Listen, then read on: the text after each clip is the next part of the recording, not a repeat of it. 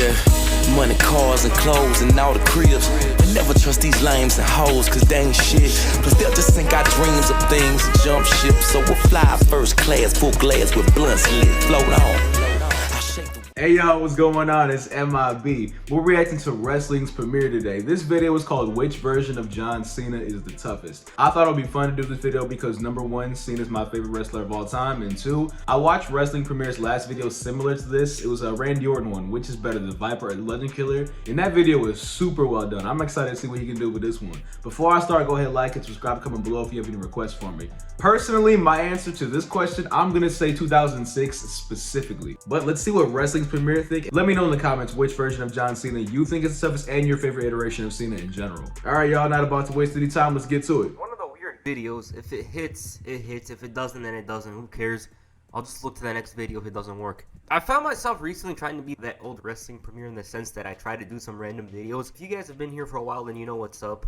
You know, these things randomly come to mind when I'm reading something. I'm gonna tell you guys about a potential video I want to make. Wrestling White Whales / Holy Grail. I don't know which one I'm gonna title it. A video where I want to talk about the most sought after things from pro wrestling, in my opinion, for myself. Such as Brock Lesnar vs. The Rock in Miami, WCW Mayhem on the PS2, Eddie Guerrero vs. The Undertaker from 2005. Other video ideas such as why 2004 Brock was the best Brock, the other side of PG, WWE. I got a couple of things. With that said, John Cena's always been the strongest bastard in the WWE. Unless we're talking about his recent runs. Going to Hollywood lowered his resiliency stats by a lot, but this ain't the point of this video. It really did though, especially after watching the SummerSlam match against Roman. I was watching how many finishes Roman took, and then the fact that it only took one spear to take Cena out. Cena, who's known, obviously it's a meme for him to kick out at 2. I mean, obviously that match had been going on a while, but it was still to the point where I was like, that's it for Cena? We're talking about that John Cena that excited a generation, and on the other hand, frustrated the others. It was the 2000s Hulk Hogan, taking all his damage, but by the end recovers and celebrates like nothing. A lot of the fans Cena enough in 2006, but they had to withstand this for almost 6 more years. He comes out looking like a fruit, he's wearing the jorts and causes hell. Basically, the point of this video is to determine the strongest John Cena. I'm not mentioning every single version. But with that said, let's get into it. Chain gang / hustle, loyalty, respect. So I think 06 counts as this The one. John Cena that almost everybody loved. Having captured the WWE Championship, the Doctor of Thugonomics had more momentum than just about anybody in the WWE, barring Batista. He beat JBL in 10 minutes for the title, which is something The Undertaker, Eddie Guerrero, Booker T, Big Show, and Kurt Angle failed to do. Man, I was out here releasing a rap album and his shoulders were never down on the mat for 3 seconds. Ever since he won the title, his SmackDown run had 0 losses, not even in tag team matches. And I'm not talking about Cena taking the pin either. I'm talking about his partners. He dropped JBL and went to Raw, where even though the odds were stacked against him. Did he really not lose on SmackDown the rest of that run? I've been the biggest Cena fan all my life, and I don't think I ever noticed that. I'm trying to think about that, because yeah, he really didn't lose. Can't think of any other time that he lost. Shit, the more you know.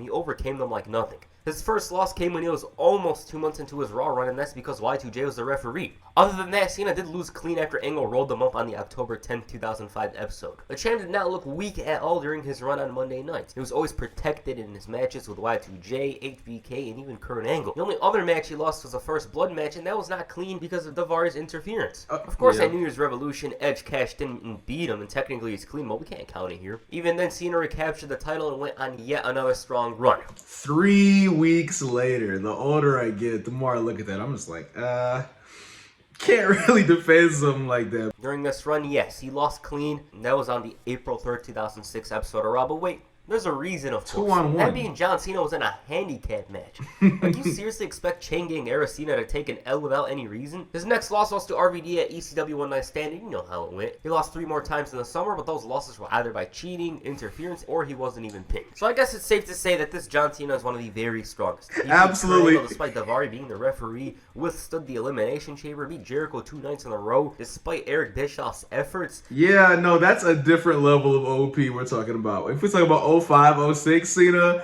the way that happened. Triple H and Edge tap out and had RVD beat at one point. On paper, this looks like the strongest John Cena. We are far from finished. The Marine. Around the end of the summer of 2006, John Cena underwent a slight transition from a rapper to a plain superhero. He began donning military colors and started in the Marine, and because of this, I thought he was in the Army as a kid. He'd do the pose, show respect to the military, and in-ring was at his very best. Cena's run here was huge. His stock was at an all-time high.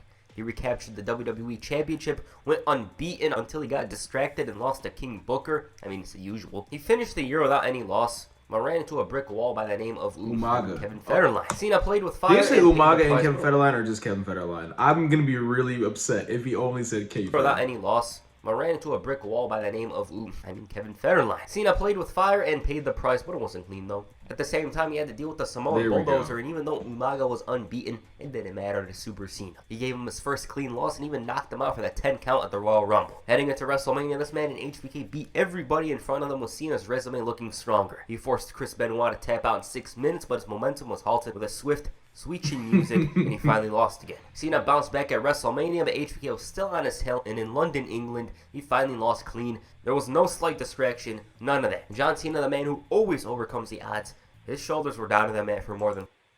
Alright, yeah, yo, I'm gonna change up my opinion. When he said toughest, I was thinking like literally physically tough. I'm not thinking about like win and loss record. But if we talk about win and loss record, it's definitely this version. Starting with beating Umaga and choking him out, which is insane to me. I remember the wrestling forums in 07 when I was a kid were going crazy when Cena was winning this much. It was full of so much hatred. Officially changing my stance, 07 specifically. 3 seconds. This carried on to Backlash, where Cena won by the skin of his teeth as HBK had him. Following this, he lost some of his form around here because the Great Khali wanted his title, and it came to a head at Saturday night's main event where John lost to Khali clean. This didn't even affect him in the long run because he dropped Khali before facing all kinds of challengers. The only loss he suffered was to Carlito, and that was because of a distraction. Other than that, he beat him in 5 minutes, beat Khali and Umaga in a title match like it was nothing, and only dropped the title because of an injury. What makes the Cena so strong is that he's a literal superhero. Whatever problem comes his way, he'd overcome it. Be it rated RKO in a handicap match or 4 former world champions. It seemed like they were a threat, but once Cena figured them out, it was a different story. The only man who he couldn't shake off was Randy Orton, and that was because of the injury. Does anybody know if Orton was supposed to win that original last man standing match at No Mercy in 07? Something tells me he was because Orton was on a roll at that time. I remember in 2007 as a 12-year-old being like, this might be the time Cena drops it. I was legitimately scared of Randy at the time. I'd say up to this point, Marine John Cena is the strongest. We can make a case for Chang Gang and the fact that he didn't lose clean twice, but this Cena had much more tougher tasks compared to Chang Gang. He had more triple threats and fatal 4-ways, guys punting his dad, stealing his title, and sure he lost clean more than Chang Gang, but the competition level was, in my personal opinion, a bit higher. Never give up. Alright, let me explain this quickly. I've included the 3 never give up shirts in here because those Cenas kind of blend in together. You know, it makes sense to add them with each other, and we go, why is not Rise Above Hate in here? They do, but I'm kind of on the side of taking this Cena out of the equation, because this is when he was like just dropping the title and winning it back so much. I didn't think it was so much just tough. I can't even think of the word for it, but I'm going to throw this Cena out of the conversation as far as the toughest goes. Because it's a different version of John Cena. He wasn't winning as much, he was no longer the underdog and all that.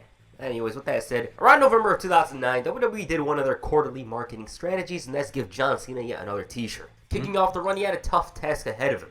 He had to face DX in a triple threat match for the title. It was a challenging match for him. DX didn't make anything easy, but in the end, he managed to FU HBK out to Triple H to win clean and walk out of Survivor Series as champion. It wasn't all good for Cena here, though, as Sheamus was the next challenger. He had a lot of momentum and with luck, managed to win the title. The first match. Next night, Cena goes out there, destroys CM Punk within 2 minutes, and he did it with the STFU. Now, CM Punk's credentials that year were as good as anybody's. Money in the Bank, 2-time world champion, got rid of everyone's favorite wrestler Jeff Hardy, yet this Orange Titan comes in and effortlessly beats him? It took Undertaker 2 tries and 20 plus minutes to do it, and if that wasn't enough, he ended up overcoming Randy Orton later that night to win the Slammy Award. Cena continued doing what he does, and that's winning with orange colors into the Royal Rumble. He got ahead of himself here, leading to Edge's victory, but it didn't matter because he won the Elimination Chamber by beating the likes of Triple H and Sheamus. But at the end of the day, Orange John Cena was human, although many, including myself, doubt that because he lost the title to Batista after he took a brutal spear. Throughout the build to their match at WrestleMania, Cena found insurmountable odds being stacked against him.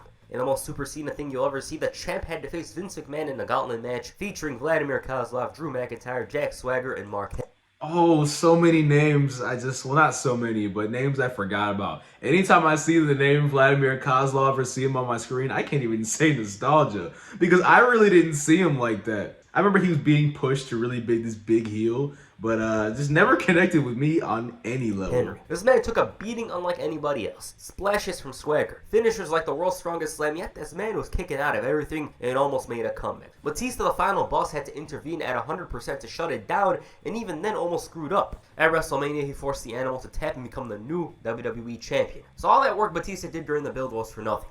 Minus a few hiccups, Cena was in form and beat Batista twice, with the second match being yet another overcoming the odds scenario. Why? Because Batista beat him from pillar to post, yet he managed to recover and make him say I quit, and eventually have him quit the WWE because of all of this. Cena. If there's ever a point for me to give this version of Cena credit for being the toughest, I'm probably going to say it's that match specifically. Cool part is I was there live for that match. I think it was cool that was the very first wrestling pay-per-view I've ever been to, but him and Batista really beat the hell out of each other that night. That's one of my favorite I Quit matches, up there with the one with JBL. You know, to finally run into a brick wall, that being the Nexus, who ended up being far too much for him here. They cost him the WWE title, attacked him on a weekly basis, and even beat him clean, although it was 6-on-1. Despite this, he sent them running a few minutes later. The Nexus was slowly being figured out, and by the end of Orange Cena's run, he was set to face him at SummerSlam. So that's evident by this entire... This Cena was kind of getting clapped that whole summer. Cena run. He was too much here. Sometimes 6 or 7 men couldn't stop him. He was kicking out of finishers, recovering like nothing happened, and he was far too overpowered. Like if 2010 Cena is in a video game again, he's gotta be 97 or 98 over. That's if they properly rate him. You know, SDR of 2011 had him at 95.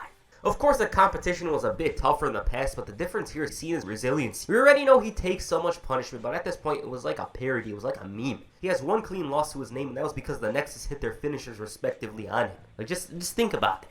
Now, as I said, we paired Orange John Cena with the other two, so let's get into Purple Cena's. I think Purple might be the weakest. Like, I mean, out of everything in the video, with all 3 of the super colorful shirts included, 3 might be the weakest. Run quickly. At face value, this version of John Cena is deceiving. You know, you look at the records and you're thinking, why is this purple jelly bean here? He didn't win the Royal Rumble. He failed to win the WWE title, lost to the Miz and CM Punk, but let me explain why.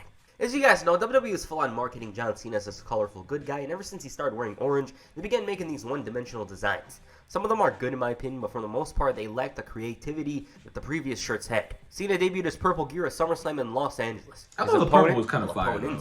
Were Nexus. This man managed to withstand the NXT rookies despite his entire team getting eliminated and had to deal with Justin Gabriel and Wade Barrett. They were 2 of the toughest the Nexus had to offer. But this was John Cena, and overcoming the odds is what he does best. This, though, was far too much compared to anything he ever did probably. So this man gets beaten down. Bear drops him with this DDT on concrete, and like a Nokia phone tells the concrete, that doesn't work for me, brother, and ends up pinning Gabriel before forcing Barrett to tap. He celebrates to end the show. And to think Kid Me thought he was turning heel. I was so damn sure of it. Oh, and this was everyone's reaction to the comeback. That alone would prop him near the top, but there's still more. Cena once again took a clean loss, but this wasn't an elimination tag match against the Nexus. Other than that, his losses came in the form of distractions and interferences. Well, let's look at the opposite though. The reason why I said that this Cena was deceiving was because even though he wasn't world champion, he got 6 or 7 other men pissing themselves in fear over him. They couldn't stop him. Sure, they'd leave him laying for one night, but everyone knew how this would end. He took out Wade Barrett and got the Nexus questioning whether or not he should be leading the faction. Even as the biggest Cena fan as a kid, this storyline didn't excite me too much. I just knew the end goal. Like I said, I love John Cena to death, but like this storyline didn't excite me at all. Even after he got fired, after the Survivor Series, like seeing him come back next week didn't bring the amount of joy that I thought it would. I mean, maybe it might have been different if it was at least 3 to 4 weeks if they actually like leaned into that part of the story. But I didn't get to experience that, sadly. So CM Punk stepped up. He had Cena's number, but never kept the shoulders down on the mat in a clean manner. Since it was WrestleMania season, Cena looked locked and ready for his upcoming challenge with The Miz. Looking on this run in particular, as I said, they're all crammed together, you know, red, purple, and orange. I thought Cena was weaker than his previous runs, but it's not the case. He suffered one real loss, and that was in a situation where he was at a disadvantage. On the other side, he ruined Nexus in many ways. He took out Michael Tarver, beat up the others to the point where Wade Barrett had to rehire him in order for the attacks to stop. That's how dangerous Purple John Cena was. But I'm going to die on that hill still that Purple's the weakest. We got one more left in the Never Give Up trilogy, that being Never Give Up Red. I put these up together, as I said, because Cena's feuding with the same guys wearing the same colors. It's not like I'm adding neon or dark blue here, because those were totally different to this version of John Cena. You know, Cena's character was mostly the same from 2009 to 2011. Cena debuted the red gear during his church choir entrance, emerging from the back after DMX's Prayer 3 played. This run was not as consistent as the other colors, but Cena found a lot of success here. He recaptured the WWE Championship and made it seem like Miz was beating him in an I Quit match. Obviously, nobody believed this. Nobody. It turned out to be one of those legendary translation usual Super Cena moments. It made the Miz look so bad. R-Truth was given a moment with the champ, but nothing came out of it, and you guys know about the CM Punk feud. Cena lost to him, almost clean, and Punk had his number, but never got a true victory over him. Mr. Hustle, loyalty, and respect was still very strong, and at times he was on another level, as evident by the Miz and Alberto Del Rio feuds. He stole Del Rio's card and his title, but unlike Orange and Purple, these moments are few and far between. But as I said, I thought it's wrong to exclude him from here because of the association with the other colors and feuds. They blend in. His character as well, Cena became painted as an antagonist by his opponents in the following years and looked less like an underdog. Never give up, Neon. Low key, once again, this is John Cena. Oh, sure. Oh, this was around the time that I first really got employed and I had to stop watching because I was working Monday night. So I might get put onto some info right here. Something. In the past few years, the Super Cena stigma Cena was facing was slowly wearing off. He was still Superman, but not on the level that he was from 2005 to 2011. He was losing more often, and you're probably wondering, were these losses clean? Hell no, it's still full-timer John Cena.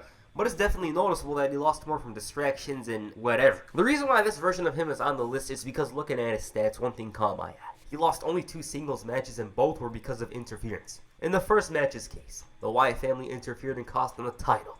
But after boosting his interference resistance stats, this man started beating them, scoring W's, and the only time he lost was when a freaking kid interfered. Like a kid had to interfere in the match in order to prevent John Cena from... Is that a Raw match? I need to go back and rewatch this one. I've only seen this clip. And it's not like the Wyatt family didn't pay for it, because Cena took out Bray the next month in a last man standing match. Up to this point, he had loads of momentum, and this led to Cena becoming a 15-time champion at Money in the Bank. As champion, he took 0 losses before switching to the ketchup color attire and took the biggest loss of his career to Brock Lesnar. As I'm working on this video, I slowly came to the conclusion that this version of John Cena is far too much here, and to think I almost didn't feature him in the video. His challenges weren't as much of a threat compared to the others, with the biggest opposition being Randy Orton and the Wyatt family, who he ended up dethrowing by the summer. So that kind of goes against this version of John Cena. He clearly can't be number 1 because of that. But despite this, he was strong as hell. Overall, John Cena's looked extremely tough during his career. There was some stretches where he wouldn't lose a single match, clean or dirty. Sometimes he'd be main event talent in minutes. As for which Cena is the toughest, I'm inclined to say 2005 to 2006, but he lost clean in that run. You can say 2014, however the competition wasn't as tough as other years. 2006-07, the Marine was almost untouchable. Yep. He had so many hurdles, but he lost clean twice, so that kind of goes against him. And then there's Never Give Up John Cena, which featured orange, purple, and red. And this version had the competition, the strength, and didn't lose very much. Looking at his run, he did not lose a lot. I don't think he even lost a single clean match during that stretch. So that's my pick. I'm picking Never Give Up Cena. He took that name, the nickname, to a whole nother level in 2009 to 2011. I'm surprised. He was making comebacks, taking loads amount of punishments, and in particular, Orange John Cena's far too much. But as I said, I had to get them together because it wouldn't make sense for me to split them. They were the same character, and I just felt it was right to keep them together. If you're wondering t-shirts in particular, well, I choose Orange John Cena. Yeah. Alright, which John Cena do you guys think is the strongest? Please comment down below. And that's it for this video. Make sure you hit the FU on the like button, or perhaps the STFU on the subscribe button. Peace. I'm out. Good video about wrestling's premiere. Please subscribe to wrestling's premiere if you haven't. That's definitely been one of my favorite wrestling channels, up there with Wrestling Gifts. But a big part of me surprised he actually picked Orange Cena specifically. I really thought Marine Cena was untouchable. Even with the losses and everything like that, there was just something so gritty and just so passionate about that version of Cena. One of my personal favorites. Remember, y'all, let me know your personal favorite version of Cena, and if y'all enjoyed the video, go ahead, like, comment, subscribe. I'm gonna see you in the next one. Y'all be smooth.